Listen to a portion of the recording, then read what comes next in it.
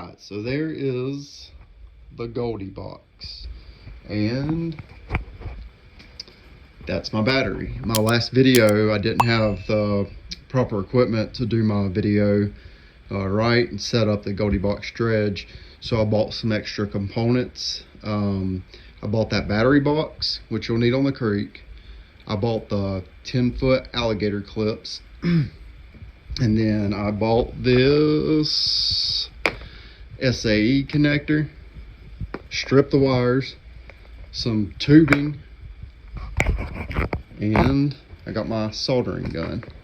So what I'm about to do is go solder this to the SAE connector. So that way I can plug it in to these alligator clips right there.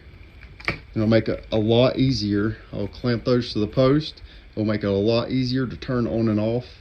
I even bought a on and off switch that I'm going to connect to it eventually. Today I'm going to solder the Oasis pump to the battery, but I've got a way to connect and disconnect it, which would be the SAE connector. And it'll be really easy just to unplug it when I'm done. And this will make my setup much more efficient. So this is part of the GoldiBox Dredge. I'm going to tell all the dimensions of it. I'm going to tell you how I made the flotation system. I'm going to tell you what pump to use, and then I'm going to show you this when it's finished. This is what I recommend to do, because it's really hard to go on the creek and have your battery set up and only connected to, you know, that much wire.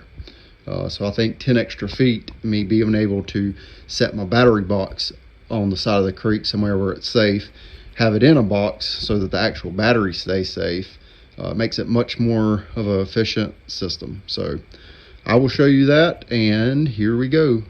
Alright, so here we go. I got these wires clamped down to this table. There's the positive and negative wires. And right here, I'm going to put some tubing over the top of the wires. After I'm done, I got them all the way back here so that they don't go ahead and shrink up on me. Yeah, so here in a minute I will show you the finished product. Alright, so there's some of my solders. I went a little bit heavy with it because I wanted to make sure they stay together, and I've only soldered like 4 times in my life, so don't be too harsh on me there. I've got these shrinking tubes.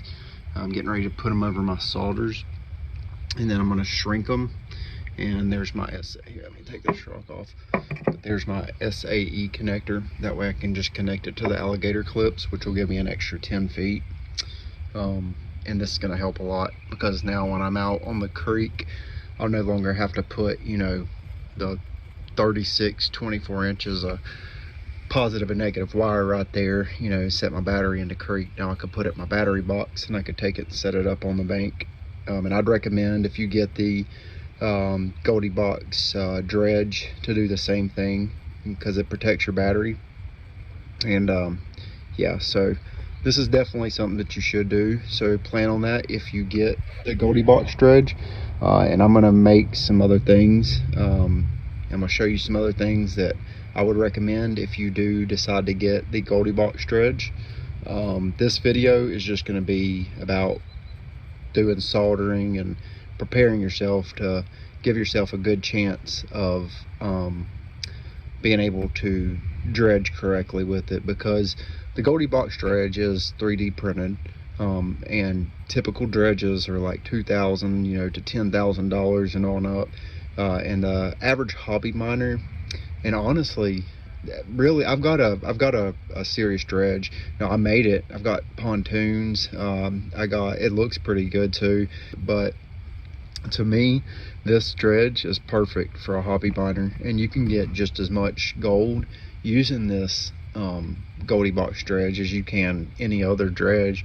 So yeah, just because it's 3D printed doesn't mean anything. The U.S. military is making 3D printed hypersonic missiles, so if they can use it to make hypersonic missiles, then you can use it to dig a little gold out of the ground. But yeah, next one I'm going to show you some other things that I do just to prepare it to make the experience and the ability to get the gold out of the ground a lot more easier. And I would recommend doing this if you decide to get the GoldiBox dredge. And that is the finished product. So what I did was strip the wires, twisted them together, soldered them, got my heat shrink tubes, used a lighter to shrink the tubes, and they are on there good. Doesn't look perfect because I had to use a lighter to make them right, but it will work like a charm. Now I can connect it to my alligator clips, and that gives me about 11 to 12 feet. So no more having to put my battery in the creek and fighting it. It was just a real pain in the ass. So this is going to help so much. It's going to make it so much more easy and pleasurable. That's it, and I'll show you how it connects together here in 1 second, and that's it. Alright, so here's my alligator clips connected to a 10-foot positive and negative wire, and they go to the SAE connector. Again, I stripped the wires, soldered them, and then put the heat shrink tubes on top of them to keep them from touching each other.